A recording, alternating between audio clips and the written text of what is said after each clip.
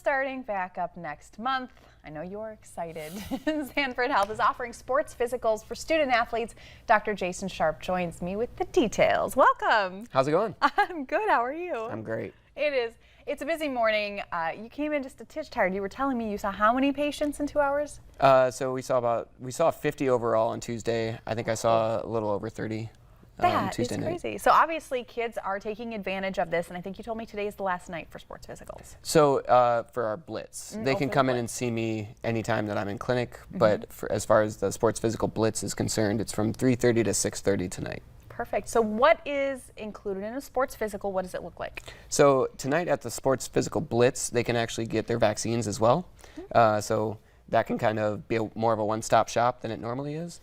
But we make sure that we do a screening questionnaire, making sure that they don't have any, funny, fast heartbeats, issues with their autonomic, or basically their brain and heart, lungs, passing out, nearly passing out, things like that. Just make sure that they're safe to go through the sports season. And what age range are we looking at for sports physicals? So typically it's from 7th grade on. Some of the younger kids do need it for like gymnastics and stuff like that, but for school sports usually. And then also we can also have college kids come in. I had a college kid the other night, so. Nice. So, in kind of researching this a little bit, because I was like, oh, I may have forgotten to get my son signed up for sports physicals. It is technically a walk-in clinic, but you do take appointments by phone as well. Appointments preferred, but walk-ins welcome. Yes. As always. Yeah, it does make it a little easier for us to schedule and know how many people are coming, but obviously if you need to come in, you need to come in. That's fantastic. So that makes it a lot more easier for the parents at home. They're thinking, I'm not quite sure what our availability is. I think we can make it tonight. That's great. But if they can't make it tonight during the blitz, they can always, you said, try to get you when you're in the clinic. Yep, and I can basically fit physicals in any time that I'm in clinic. So. Nice. How long does a physical take? It depends. So the physical portion, my portion, 5 to 10 minutes maybe, but there's a lot of stuff on the front end. Especially tonight with, like I said, the vaccines, but we need to make sure that their eyes are still okay. We're checking their blood pressure, height, weight, things like that, just to make sure that, again, their overall health is 100%. And of course, when kids are going out there, sometimes they're playing in adverse conditions too. It's really, really hot outside, and it might trigger something that we're not even aware of. They might have a condition once in a while, you see it in the news, and that's really unfortunate, but that's kind of the point of sports physicals, trying to troubleshoot all of this stuff before they get out there on the field or wherever they happen to be, right? Exactly. So we try to make sure that there's no underlying conditions. Can we promise that we screen them all? We try. I mean, there's always that unfortunate thing every once in a while, but we do our best to make sure that that never ever happens.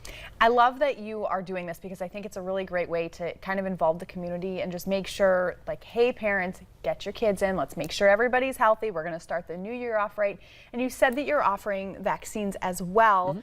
What age range at this point are you offering them for? All the people who come in for the physicals. Perfect. So pretty much 7th grade and up? Yep. And again, that's only for this physical blitz tonight. If somebody wants to schedule a vaccine later, they can do that as well with you?